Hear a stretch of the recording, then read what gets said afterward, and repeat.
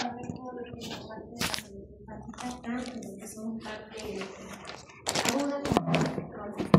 ¿Ya? Empezando un poco de generalidades, constituyen a los órganos más grandes que pesan entre 1400 y 1600, prácticamente tienen 2.5 de nuestro peso corporal y tienen un aporte de sangre tanto de lo que son las venas de la vena porta hepática como de la vena hepática, siendo la más importante de la vena porta hepática, ya que representa un 70-70%. Para el estudio histopatológico, a nosotros nos interesa más lo que es el modelo lobular, que se divide en dos modelos, un modelo de tipo lobular y un modelo de tipo acinar. Este modelo lobular, como ustedes pueden ver, lo divide como un hexágono en la parte microscópica, donde vamos a ver lo que es una vena central y lo que son los espacios portas. Y en base a eso podemos decir nosotros, digamos, ¿es una inflamación, digamos, de tipo perilobular o es una inflamación de tipo periportal? Entonces, por eso hacemos el hexágono, digamos, imaginariamente para decirles dónde está constituido la inflamación. Y cierto tipo de enfermedades tienen, digamos, a presentarse si van a ser periportales, perilobulares o dependiendo de dónde se van a originar. En características generales de la enfermedad hepática, así en grande prácticamente, ¿qué es lo que tienen que saber?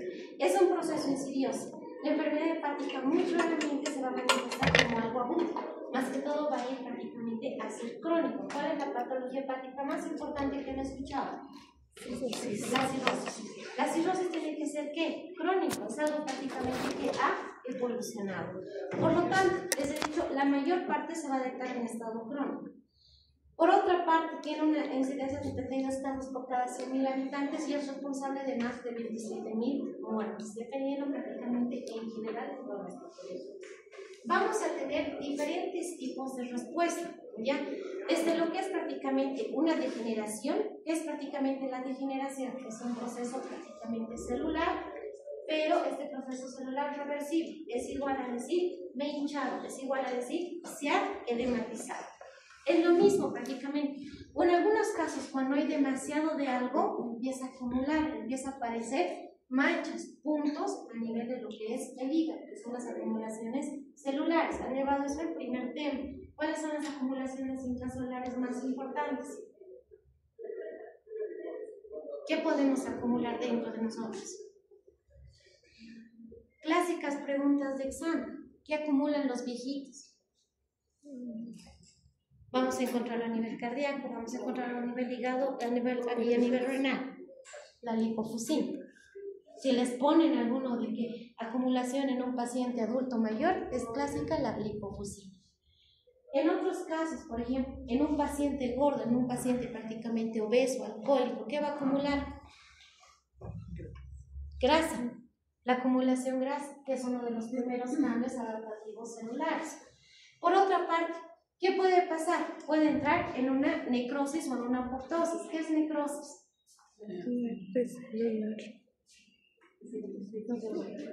Es tejido muerto, pero por lesión.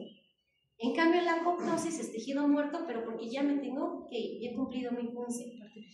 Otro de los cambios que puede ser es inflamación. Todos los tejidos se pueden inflamar, también lo que es el hígado. Otro de los casos importantes es la regeneración. ¿Qué pasa si yo tengo un hígado sano? En nuestro medio todavía no, pero puedo hacer la donación a otro paciente. Ese hígado, como de mí está sano, va a regenerar nuevamente. El lóbulo que me han quitado para darle a ese otro paciente va a ser capaz de regenerar hasta en 6 meses o hasta en un año, dependiendo de la calidad de vida que tengo. Pero si en cambio tengo ya un hígado lesionado, ¿qué va a pasar? El hígado, por cierto tipo de célula que vamos a hablar más adelante, la célula estrellada, que va a secretar lo que es fibrosis, receptores para fibroblásticos, va a empezar a formar de tejido fibroso y se va a alterar al final, hacernos un hígado y alterado en su arquitectura. Todos esos cambios puedo hacerlo a nivel de hígado. Ahora, una de las manifestaciones importantes del hígado es la insuficiencia hepática, que es responsable prácticamente de 2.000 casos de año a nivel de Estados Unidos, te da prácticamente una destrucción masiva del hígado, y esto va a ser prácticamente, puede llegar hasta una mortalidad del 80%. ¿Qué tenemos que ver en la insuficiencia hepática? Como todo se clasifica en una aguda y en una crónica. ¿Qué va a pasar con lo que es la insuficiencia hepática aguda? tiene que asociarse a dos importantes. A una encefalopatía, es decir, que tiene también trastornos a nivel cerebral, y tiene que asociarse a lo que son las coagulopatías. ¿Qué secreta de qué tipo de factores de coagulación prácticamente secreta el hígado? Eso por fisiología. Sabemos que tiene relación con lo que son los factores de coagulación, ¿verdad? Por eso que cuando hay daño hepático va a haber alteraciones de la coagulabilidad.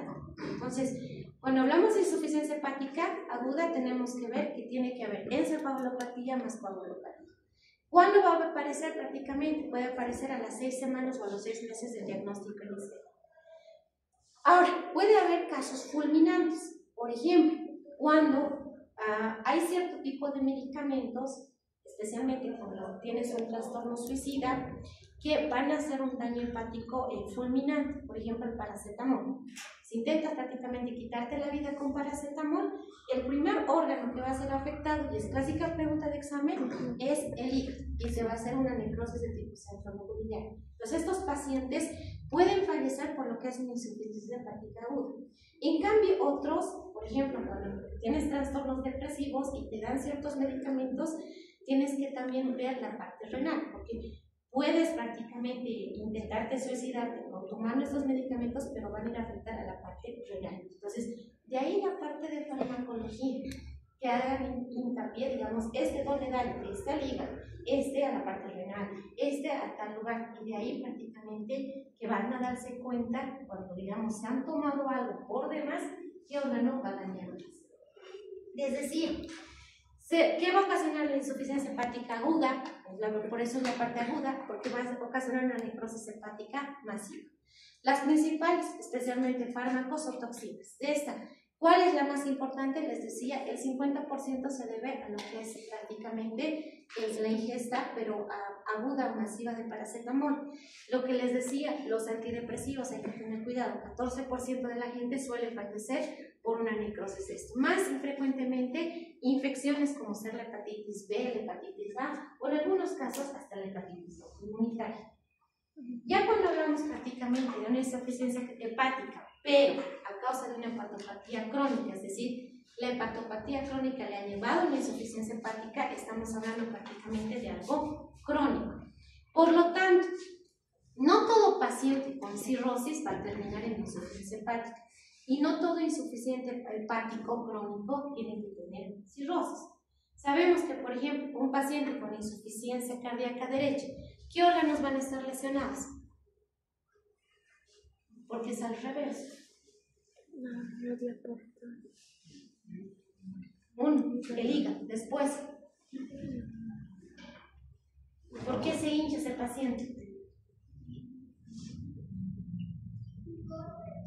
Porque va a haber problemas de tipo renal.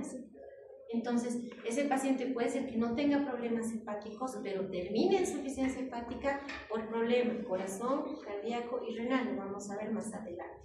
Y como ven, prácticamente no tiene que haber en la insuficiencia hepática prácticamente crónica, no tiene que haber lo que no puede haber siempre, lo que es una necrosis de tipo evidente. ¿Qué es lo que vamos a ver? Vamos a ver un paciente prácticamente que con el transcurso del tiempo va a tener más signos y sintomatologías, como por ejemplo la hipoalbuminemia. Sabemos que tiene relación con lo que les decía, síntesis de coagulopatía, síntesis de proteinemas. Va a tener hiperalbuminemia, prácticamente lo que es el eritema palmar, el factor hepático, la presencia de ictericia y demás.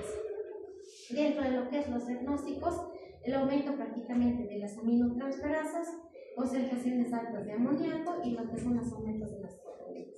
Y en el tratamiento estamos hablar de un paciente insuficiente hepático, cirrótico, todavía no está probado en nuestro medio, pero únicamente es el trasplante. ¿Ya? Después les decía, la insuficiencia prácticamente hepática, la aguda, tienen que tener en cuenta que tiene que estar asociada a una encefalopatía hepática. Esta encefalopatía hepática va a estar relacionada prácticamente con alteraciones de la neurotransmisión, por lo tanto te va a dar prácticamente alteraciones conductuales y alteraciones prácticamente de confusión, estupor y lo que es morir. Como pueden ver, prácticamente vamos a ver rigidez y reflexia prácticamente en lo que son de nuestros pacientes. Lo que les decía, Prácticamente también podemos tener lo que es el síndrome hepatorrenal, es decir, hay afectación hepática, también va a haber prácticamente afectación de tipo renal. Entonces, a nivel renal igual va a haber datos de hipoalbuminemia y demás. Va a haber descensos de lo que es la diuresis prácticamente, y lo que les decía únicamente la resolución es el hígado. O puede haber a nivel del tipo pulmonar. ¿Por qué? Porque todos estamos bajo conectados bajo lo que es un sistema. Entonces, si tú tienes problema hepático, no le haces caso al problema hepático, va a tratar de compensarlo con otro prácticamente órgano. Entonces, más al fondo va a empezar a dañar renal, va a empezar a dañar pulmonar, va a empezar a dañar corazón. ¿Ya? Nuevamente con lo que es insuficiencia hepática, y bueno, terminamos en lo que es la fase terminal, que es la cirrosis, que es prácticamente una 12ª causa de muerte más frecuente, y dentro de lo que son las causas más frecuentes está dado por lo que es el abuso de alcohol, cada vez más frecuente. Alcohólico no quiere decir ese paciente que lo vemos en la calle tirado borracho, ¿no ven? Porque está perdido. No. ¿Pero ustedes ya están llevando psicología? ¿Sí o no? No. Cuando lleven psicología médica, les van a dar 4 grupos de alcohólicos. El alcohólico, primer alcohólico que sale por diversión. Todos hemos sido alcohólicos en nuestra vida, ¿no ven? A ese grado. No. Algunos no, ya. El alcohólico grado 2, digamos, aquel que va a buscar cada fin de semana. O sea, si tú buscas razón para salir el fin de semana, es que ya tienes problemas alcohólicos. El alcohólico de grado 3, digamos que te va a decir el martes o el miércoles comes 2 cervecitas y el sábado otra vez tus 2 cervezas. Entonces, ahí hay un problema psicológico. Entonces, a la larga puedes terminar con una estatosis hepática, no directamente con una cirrosis, pero sí con una estatosis. Entonces, hay que tener cuidado. Les decía, la causa más frecuente de abuso de alcohol, hepatitis víricas, que hoy en día es lo más frecuente. Antes, laboratorialmente, cada semana se diagnosticaba prácticamente un paciente con VIH. Hoy se diagnostica cada semana prácticamente a nivel laboratorial, a nivel de la referencia de laboratorios, 10 pacientes con VIH. Todos ellos sexualmente activos. Estamos hablando de edades entre 20 y 30 años. Entonces, hay que tener cuidado porque el VIH no viene solo. El VIH viene con tu condiloma, el VIH va a venir con tu hepatitis B, va a venir con tu hepatitis C. ¿Por qué? Porque no hay relaciones sexuales cuidadas. Vamos a hablar más adelante. Y más infrecuentemente las hepáticas no alcohólicas, lo que son pacientes obesos, pero obesos. En nuestro medio no lo vemos mucho. En otros países esas obesidades de tipo mórbidas, esos pacientes que están con 150, 160 kilos. Las características morfológicas, les decía, es prácticamente esa célula que se ha remodelado, prácticamente va a activar receptores de tipo fibroblásticos y va a ser un proceso dinámico de lo que es la remodelación prácticamente de colágeno. Por lo tanto, al hacer depósito de colágeno, que nosotros conocemos por anatomía, que este hígado liso va a empezar a formar lo que son cicatrices, empieza a hacer prácticamente inflamación, empieza a separar prácticamente entre una parte, entre nodulitos, un hígado y demás. Por otra parte, va a ocasionar prácticamente la reorganización vascular, tractos centrales fibróticos y deterioro prácticamente de los sinusoides. ¿Qué célula está relacionada? Otra vuelta les estoy repitiendo. La estimulación de la célula estrellada. Esa es la característica. La célula estrellada es la causante de todo esto. ¿Qué vamos a tener entre signos y sintomatología? Les decía. Ya el paciente avanzado, el paciente cirrótico, te está diciendo prácticamente que tiene alteraciones finales de la enfermedad, va a tener hipoalbuminemia, tiene prácticamente pérdida de peso, tiene prácticamente debilidad, tiene datos de insuficiencia hepática, pulmonar, renal y demás. Entre otros, ¿cuál es el diagnóstico? Como tiene que ver también con lo que son factores de coagulación y sangre, va a haber anemia, leucopenia, prolongación de la trombina y alteraciones de la química sanguínea. Y en el tratamiento, los decía, dependiendo, ya no nos sirve mucho, en nuestro medio vienen pacientes muy avanzados. Entonces, La abstinencia del alcohol sería, pues, decirle a un paciente que todavía está en una fase de hepatitis. Otro, prácticamente la dieta con suficientes calorías, prácticamente para no tener datos de una encefalopatía, complejos vitamínicos, tratamiento farmacológico, únicamente coadyuvantes, ayudarles a que alargarle un poquito más sus dones. Lo único que tenemos nosotros es la trasplante. Como les repito, no tenemos todavía. Una de las alteraciones que vamos a tener prácticamente secundaria en las cirrosis hepáticas va a ser la hipertensión portal. Sabemos que prácticamente la arteria por la vena portal pasa un determinado flujo de sangre. Esta tiene que tener una presión normal, pero cuando digamos el hígado, que es la causa más frecuente, va a estar todo alterado en su arquitectura, va a aumentar esta presión, la resistencia prácticamente al flujo, a la circulación. ¿Cuáles son las causas más importantes? Decía, dentro de hepáticas, pacientes prácticamente con cirrosis. Pueden haber causas prehepáticas, o sea, aquí que esté la alteración, o puede haber causas de tipo poshepático. La clasificación y las causas intrahepáticas, prehepáticas y poshepáticas es importante. Tienen un cuadrito en su libro, aquí está, que van a repasar porque siempre les pregunto. Intrahepáticas, les decía, la más frecuente es la cirrosis, la esquitomatosis o enfermedades granulomatosas. Entre poshepáticas, por ejemplo, lo que les decía, las insuficiencias cardíacas derechas, las pericarditis, y las prehepáticas pueden ser una trombosis. La signosintomatología va a ser derivaciones venosas.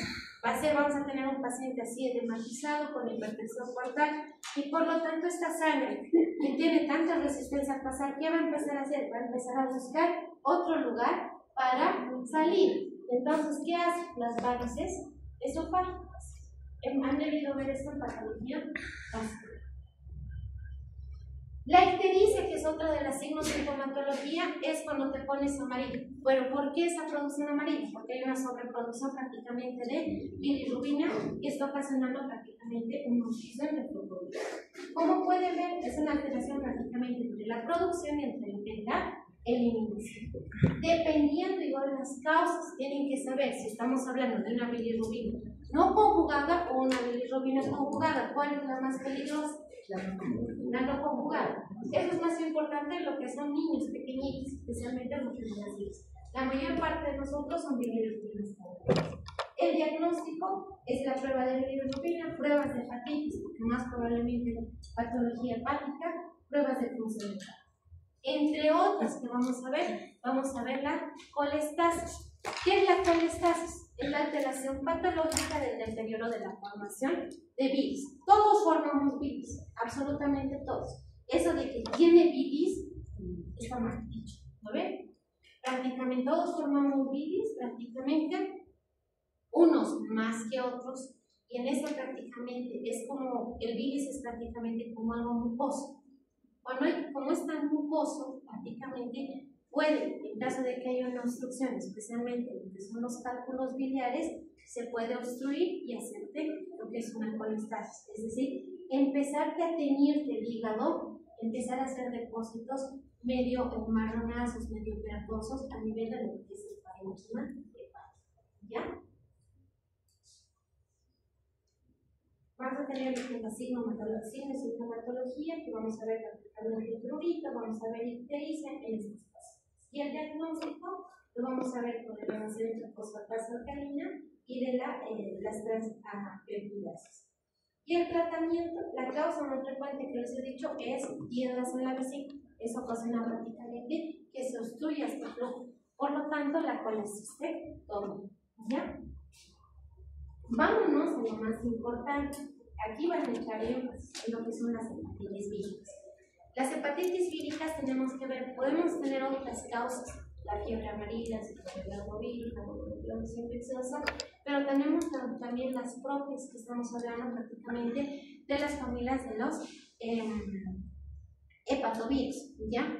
Podemos tener entre causas enterovirus, herpesvirus, adenovirus, que es mucho más frecuente. Por ejemplo, viniendo de lo que es el otro lado del país, en la parte del oriente, tienen que pensar, por ejemplo, en lo que es fiebre amarilla. Entonces, si no les da, tienes un paciente con ictericia, un niño prácticamente que no está respondiendo, no te da positivo ni para B, ni para A, ni para C, ni para nada, entonces tiene que ver con eso de epidemiología. Esta tablita, si es esta tablita que la tienen en su libro, la van a repasar bien, porque clásica pregunta de examen, digamos que vamos a ver más adelante. 1. ¿Qué tipo de virus es? El A, el B, el C, el D y el D. El único y el más importante, el virus de la hepatitis B es el tipo ADN, ¿ya? Los demás son ARN. Otro importante de esta tabla es la vía de transmisión. El virus de la hepatitis A y el virus de la hepatitis D y E es fecal oral, es decir, por lavado de manos, ¿ya? En cambio, el vía prácticamente de la hepatitis C y del virus de la hepatitis B y C son de transmisión sexual, y el de la C, lo más importante, es el tipo parenteral. Otro importante que vamos a ver, ¿cuál de estos hace una hepatopatía crónica?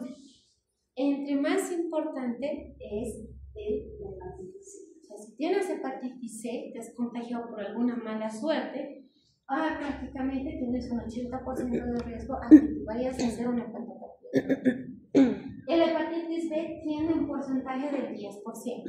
En cambio, el que nunca va a llegar a hacer una hepatopatía crónica es el hepatitis A. Nunca. Entonces, cuidado que tengan prácticamente en eso. Nunca hacen la hepatitis A, ¿ya? Y el diagnóstico es la hepatitis B. Su libro está hablado de lo que son el antígeno core, el antígeno de superficie, cuáles se elevan en una fase aguda y cuáles se elevan en una fase crónica. Ahorita les voy a hablar un poco más detallado. Les decía, el virus de la hepatitis A es un virus prácticamente agudo. Eso quiere decir que está unos días, sube, baja y se va. Hasta ahí nomás ha llegado. Tiene una mortalidad, por eso les digo, del 0,1%. Suele convertirse en endémico, es decir, prácticamente que es de tu familia. ¿Qué les decía? Su compañero tiene 3 hermanos menores, todos menores de 10 años. Como la transmisión es fecal oral, si tu hermano mayor ha pasado, muy probablemente le siga el medio y le siga el medio. ¿Ya? A eso me refiero con endémico. Es responsable prácticamente del 25% de lo que son las hepatitis agudas. Ahora, característica: benigna, autolimitada. La mayor parte no va a requerir de tratamiento. Es más, pueden estar unos días amarillos, de mal humor, cansados, con diarrea, unos 3 a 5 días y ustedes ni cuenta se han dado, ¿ya? Tiene un periodo prácticamente, les decía, de 3 semanas, no causa hepatitis prácticamente crónica y es de tipo virus ARN. Por otra parte, les decía, viene de agua y alimentos contaminados y se dispersa por lo que es las heces. ¿Qué es lo más importante entonces aquí? Bueno, les estoy hablando de que es por agua y alimentos contaminados.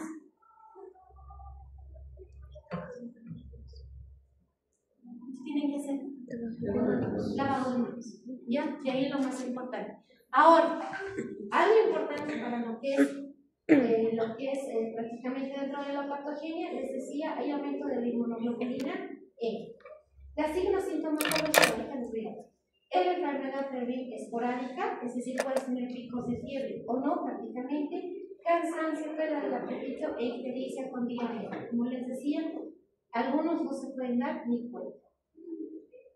Y para prevenir, por ejemplo, a algunos niños les puede caer más que a otros, dependiendo prácticamente, todo está relacionado con la parte genética. La vacuna de lo que es el virus de la hepatitis A en nuestro medio, en nuestro POA, en nuestro país, no está, pero sí hay para la compra. Entonces, en algunos casos pueden comprar para que no les caigan los niños.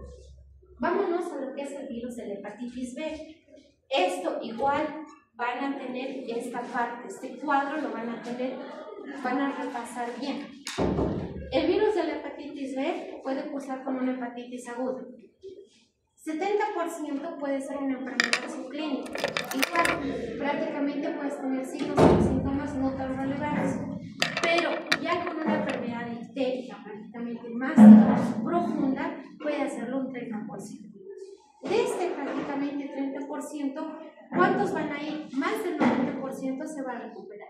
Sin embargo, hay pacientes en un porcentaje prácticamente más bajo que pueden ir a una hepatitis fulminante o en algunos casos, si ven prácticamente otros cofactores asociados, ir a una hepatopatía crónica. Si te toca un paciente que ha hecho una hepatopatía crónica, tienes que tener cuidado, que te van a leer esta parte igual bien, puedes tener el estado de portador crónico, es decir, prácticamente este paciente tiene esa capacidad de transmitir, pero no tiene signos de sintomatología. O bien puede recuperarse de una hepatopatía crónica o puede terminar también en una cirrosis y más adelante un carcinoma. Entonces, ese más o menos es el esquema de la hepatitis. ¿Ya? Por otra parte, ¿qué más tenemos que ver? Les decía, este es un virus que es de tipo ARN, ¿ya? Tiene una partícula específica de doble. ¿Qué más tenemos que ver? Lo que les estaba hablando, de lo que son sus antígenos de superficie, que estos van a estar después de lo que es la fase aguda, y los antígenos de tipo prácticamente core, que van a estar cuando hay una activación, prácticamente cuando estás en esos días de contagio, esos van a prácticamente ¿qué más vamos a ver? Les decía, la enfermedad subclínica la mayor parte va a ser sintomática, puedes tener algunos días de malestar general y ya pasarla, y la enfermedad clínica que viene acompañado de ictericia y cirrosis. Ahora, ¿qué pasa en nuestro medio? Hepatitis B no lo tiene cualquiera. Hepatitis B lo tiene un paciente inmunocomprometido. Hablar de inmunocompromiso antes era hablar de un paciente prácticamente que no tiene defensas. Hablar paciente de VIH. Hoy en día hablar de un paciente inmunocomprometido es hablar de alguien, una mujer que puede tener enfermedades autoinmunitarias, una mujer con artritis, con esclerosis, con lupus. Otro, el paciente inmunocomprometido más importante también es el paciente diabético. En nuestro medio, ¿cuántos alcanza la diabetes?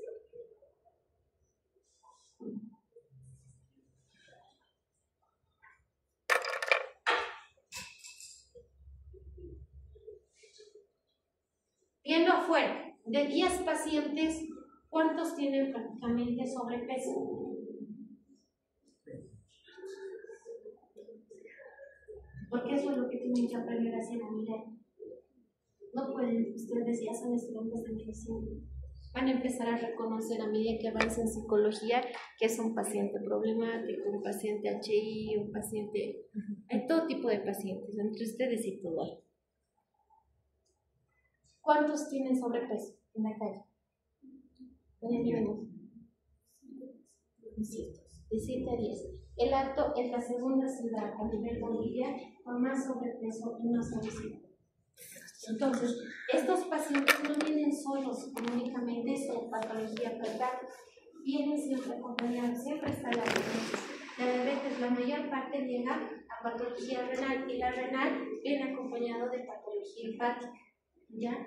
Y pueden prácticamente pasarse hepatitis B en lo que son las máquinas de diálisis. En otros países, sí, pues está bien reglamentado prácticamente limpiar, hacer todo con lo que es las máquinas de diálisis. En nuestro medio van a ver a veces, son tanto pacientes, tan poco personal que alguna vez se les ha visto lavar mesa. Como por aquí pasó el agua. Tienen que tener cuidado. Por otra parte, tenemos perfectamente la hepatitis C, que es una causa importante de hepatopatía. Les he mostrado el cuadro. Al empezar, ¿cuántos llegaban a hepatopatía crónica? ¿Cuánto porcentaje? 80%. ¿Ya? Es la indicación más frecuente prácticamente de lo que es el hígado y hay 4 millones de pacientes. ¿Cuáles son los factores de riesgo?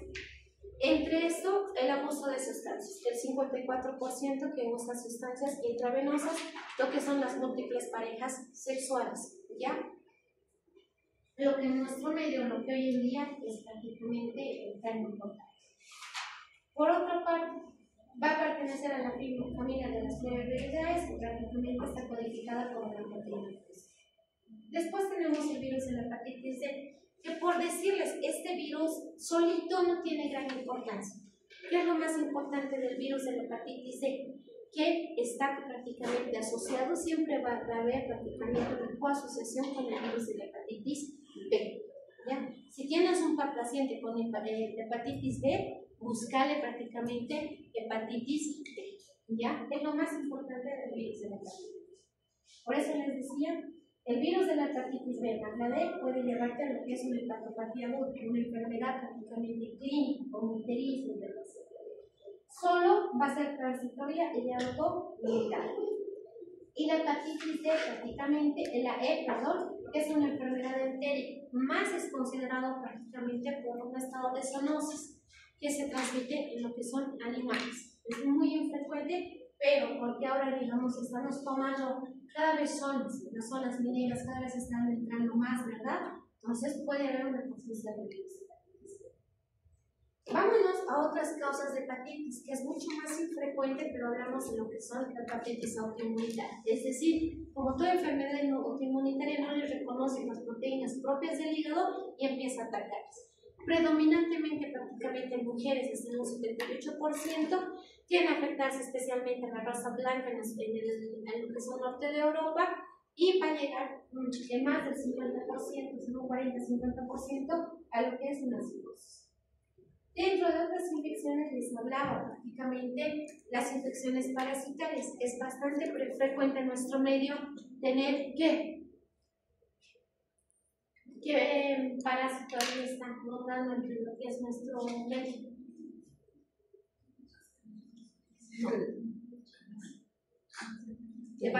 Se queda en el hígado, sí.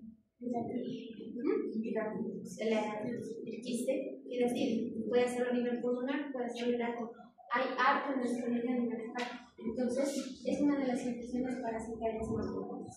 Puede ocasionarle lo que es prácticamente un absceso hepático. En nuestro medio es bastante frecuente. Las infecciones, la ameba también puede hacerlo, pero cada vez está más controlada, ¿ya? Pero en nuestro medio les decía que no.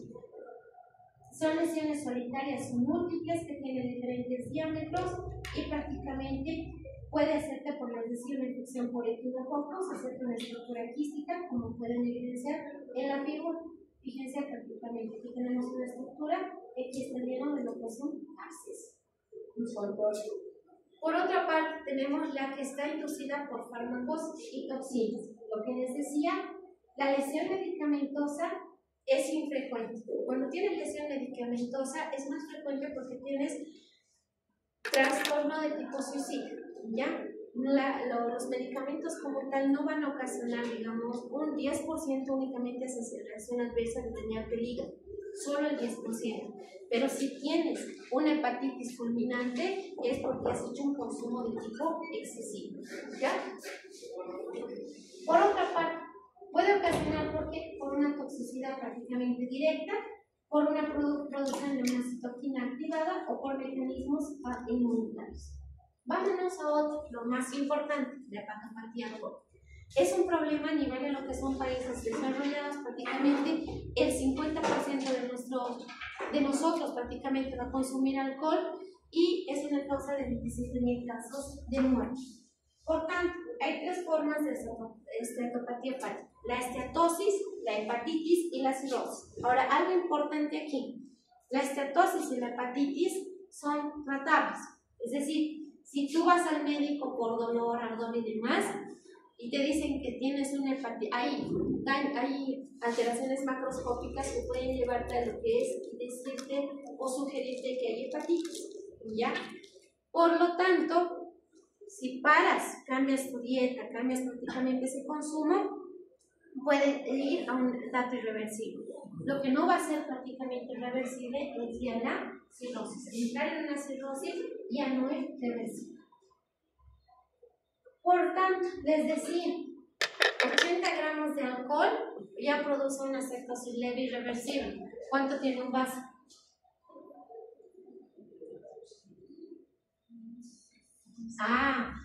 Ahí se van a fijar, pues, ¿por qué, digamos, un trago, un whisky tapa negra? ¿Por qué tu trago? ¿Cuál es el trago de moda que está? ¿Qué se llaman los tragos que vienen en botellas plásticas? Ya, el X y la cerveza. Se van a fijar cuántos gramos de alcohol tienen. ¿Y por qué hacen perderlos? Porque tienen la cantidad de gramos de alcohol. ¿Por qué no te pierdes igual que en un whisky, en un Lix? por la cantidad de grados de alcohol que tiene y qué tipo de alcohol tiene. Eso va a ser, por ejemplo, una tarea en patología hepática. 10 al 15% van a desarrollar cirrosis y va a depender, por ejemplo, de los factores. Factor sexo, étnico y también de factores genéticos. Ahora, se habla con lo que son factores genéticos y factores sexos que el varón prácticamente tiene mayor resistencia a lo que es el alcohol que la mujer. No sé, ustedes pueden hablar en las experiencias. En lo que es esta cosa hepática, ¿qué vamos a ver? Es ese daño prácticamente que van a formar glóbulos macrovesiculares, es decir, prácticamente vamos a ver un hígado, pero con espacios blanquecinos, especies blanquecinos. Es la acumulación únicamente de grasa. Como pueden ver en la figura, tiene a tenerse prácticamente una correlación mucho más alterada. ¿Y está por qué? Porque hay una secreción alterada de lo que son las lipoproteínas y hay aumento del catabolismo de las grasas. ¿Ya? Ahora, algo importante, cuando hablamos de esteatosis hepática pero y hepatitis alcohólica, hay unos cuerpos propios que aparecen prácticamente en este tipo de hepatitis alcohólica. Esos cuerpos es igual característica o clásica por sangre, ¿ya? Entre otros, vamos a tener las hepatopatías metabólicas. Igual, dañan el hígado, pero no tienen nada que ver con el alcohol, ¿ya?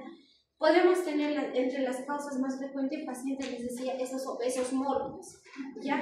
O podemos tener causas hereditarias, por ejemplo, la hemocromatosis, la enfermedad de Wilson y lo que es la deficiencia de antihipertensión. Hoy aquí avanzar un poco más. Entre lo que son los no alcohólicos, les decía la obesidad, ¿ya? Que más o menos en la patogenia tiene la misma relación con los pacientes alcohólicos. La hemocromatosis, ¿qué es la hemocromatosis? Es la acumulación excesiva de hierro, que más frecuentemente va a ser de tipo causa hereditaria, ¿ya? Y va a mostrar prácticamente una cirrosis acompañada de diabetes y pigmentación cutánea. Igual, en esta patología hagan énfasis en con qué patologías se asocia, ¿ya? En la enfermedad de Wilson van a estudiar bien con qué mutación de gen está relacionado prácticamente y esa acumulación de niveles tóxicos de cobre. Y también no solamente afecta prácticamente a lo que es el hígado, sino tiene alteraciones de tipo neuropsiquiátricas. Entonces, es lo más importante que van a revisar. Entre otras, también podemos tener alteraciones de la vena porta, es decir, pueden ocasionar obstrucción o trombosis de la vena porta. Entre otras patologías, más, digamos, vamos a tener la congestión y la necrosis centronuclear a nivel de lo que es el hígado, ¿ya? Entre otras enfermedades, aparte de lo que es el hígado, sabemos que tenemos arterias y venas. Por lo tanto, también podemos cursar con lo que son patologías vasculares como son las trombosis de las venas prácticamente cerebrales. ¿Cuáles van a ser las cosas más frecuentes? Especialmente, por ejemplo, pacientes con hepatocarcinoma, pacientes con embarazo o pacientes prácticamente con policitemia no controlada, como es ¿ya? O prácticamente las enfermedades venocruzales. Ya entrándonos a la patología asociada a lo que es el embarazo, tenemos en nuestro medio dos patologías sumamente importantes que están en relación con el embarazo y hay afectación del hígado, lo que es la preeclampsia y la eclampsia hepática. Ahora, puede desarrollar esta paciente una colesteatosis o una esteatosis hepática. ¿Por qué? Sabemos que por el tamaño del bebé va a empezar a hacer empujar los órganos. Al empujar a los órganos, si esta paciente es una paciente obesa, tiene cálculos, puede ocasionar una obstrucción y va a terminar en una colestasis. Ahora, puede terminar en estatosis hepática aguda. ¿Por qué? ¿Cuánto la mujer debe pesar, debe aumentar de peso mensualmente durante el embarazo? ¿Cuántos kilos tienen que aumentar las mujeres? 1 kilo.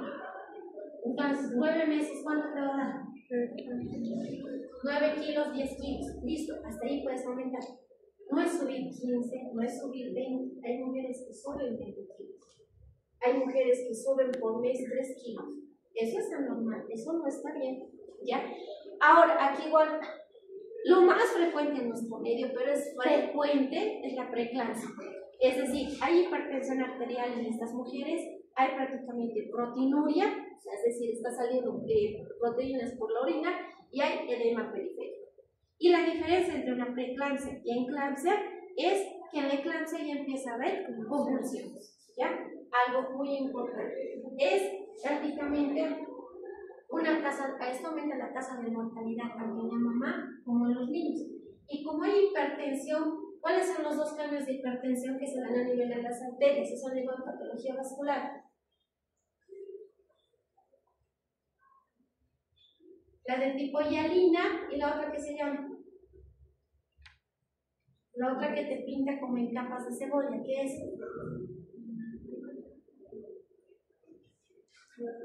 ¿Qué hace esa hipertensión? Ustedes han visto, ¿no? Empieza a engrosar los vasos, empieza a disminuir la luz de los vasos. Por lo tanto, a ese niño no le llega la cantidad de sangre que debería llegar. Por eso tenemos tanto problema con lo que es la educación, porque no sabemos manejar bien lo que nos hace preeclampsia y eclampsia, porque no nos miden bien la presión arterial. La colestasis intrahepática, lo que les he hablado, porque la obstrucción ¿ya? Y pueden terminar en una estenosis hepática aguda, entre otros casos. Los tumores hepáticos, aquí hagan énfasis en dos cositas, en los benignos y malignos. Es infrecuente, entre los benignos el más frecuente es el hemangioma. Y el carcinoma hepático, el maligno, va a ser el carcinoma de tipo hepatocelular. Ahora, puede haber esos carcinomas que vienen de lo que son los conductos. Mucho cuidado, ¿cómo se denomina esto? Es el colangiocarcinoma. Igual siempre les pregunto, ¿cómo se denomina el que viene de los conductos? Es un colangiocarcinoma. ¿Y de qué variedad es? Es el de tipo adenocarcinoma. Entre otros tenemos el hepatoblastoma. Cuando escuchen blastoma en cualquier órgano, relaciónenlo con niños, ¿ya? En cualquier órgano. Pero en nuestro medio, prácticamente, o en nuestro medio, en todos los tumores hepáticos, los más frecuentes van a ser los metastásicos. Los que están viniendo, por ejemplo, en la mujer de la mama ha hecho metástasis a hígado. En el hombre que ha hecho de lo que es el colon, es lo más frecuente, ¿ya? El hemangioma, como su nombre dice, hemangioma, ¿de dónde viene? Ya hemos visto. ¿De qué va? ¿De dónde viene esto? La hemangioma, ¿de dónde es? De los vasos sanguíneos. Y termina en oma, por tanto es benigno, maligno. Benigno, ¿ya? Y el carcinoma, cuando escuchen carcinoma, es benigno, maligno. Es de tipo maligno. Están relacionados con pacientes cirróticos o infección de virus hepatitis B o hepatitis C.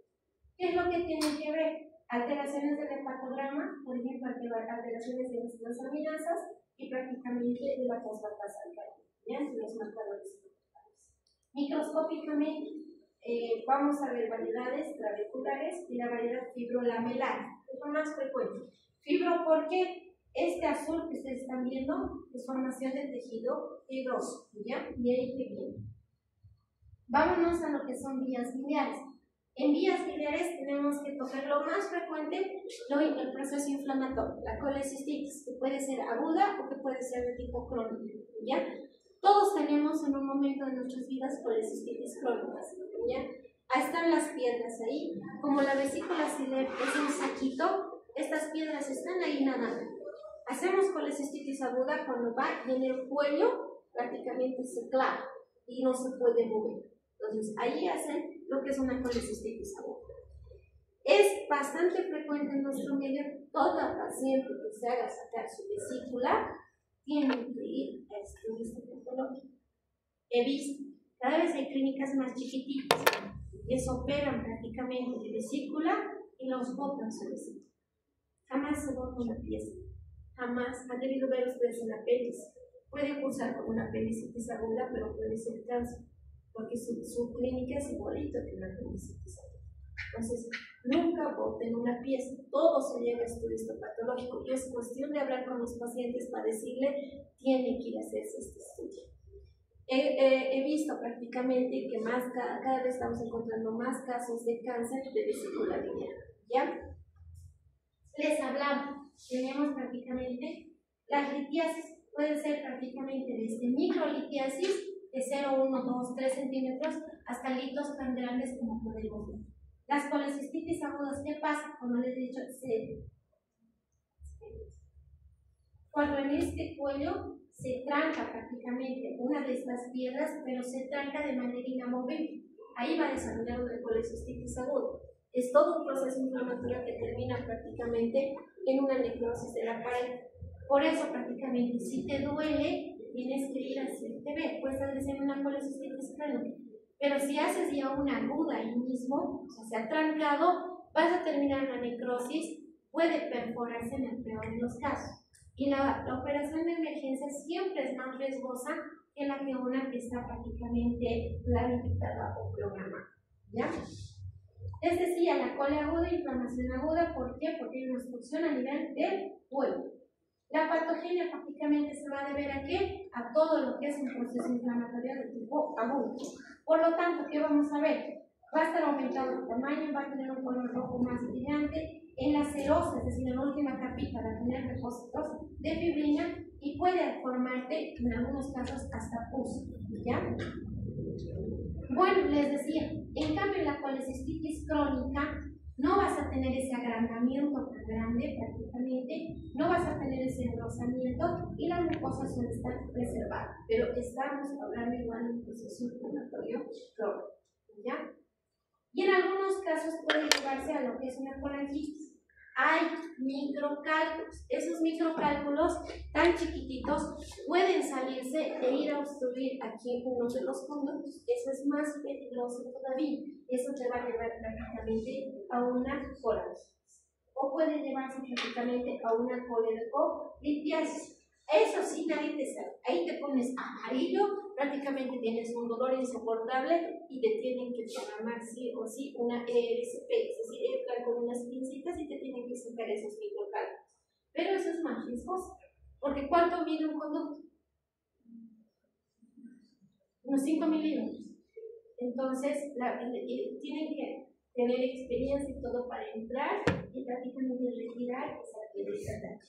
Entonces, no vayan prácticamente a llegar. Y les decía, en algunos casos aguantan tanto que puede sobreinfectarse y hacer una colangitis. Entre otros, ya hablando de neoplasias benignas y malignas, hablamos de lo que son los quistes del colédoco. El colédoco prácticamente es un tubito, pero puede ahí darse una formación sobrelevada que se denomina quiste del colédoco. ¿Ya? Son alteraciones mentales congénitas, más frecuentemente en niños, pero pasan prácticamente con ellos. Es de fácil prácticamente resolución. Tienes que ir, entrar y sacar esa formación quística. Ya yéndonos prácticamente a los tumores. Cuando hablamos de lo que es vesícula biliar, el cáncer más frecuente es el que deriva del epitelio. Por lo tanto, estamos hablando de lo que son los adenocarcinomas, que pueden ser tubulares, papilares o pueden ser de tipo túbulo papilares. ¿Ya? Más frecuentemente lo hacen en mujeres en la séptima década de la vida y prácticamente es un proceso de tipo maligno. ¿Y qué vamos a ver? Más frecuentemente va a estar a nivel de lo que es el fondo y el cuello y suelen ser prácticamente infiltrantes. ¿Qué les decía que estaba bien? Dependiendo hasta dónde avanzado. Les he dicho, bueno, con mi grupo, cuando empezamos a ver la parte gastrointestinal, tenemos capas: mucosa, submucosa, muscular y serosa. En todo el intestino tienen eso. Entonces, cuando hablamos de adenoscarcinomas, ¿qué quiere decir? Que está surgiendo del epitelio. Entonces, ha surgido en la mucosa.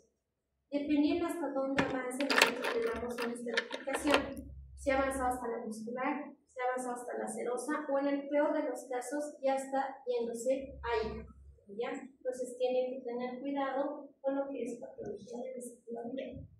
Todo colecistectomía que se reseque lo lleven a estudio histopatológico para ver que no sea un cáncer de vesícula biliar, ¿ya? Y eso sería todo. No sé si tienen alguna pregunta.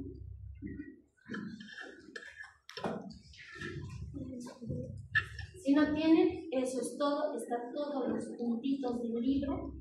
No tienen ninguna pregunta. Muchas gracias.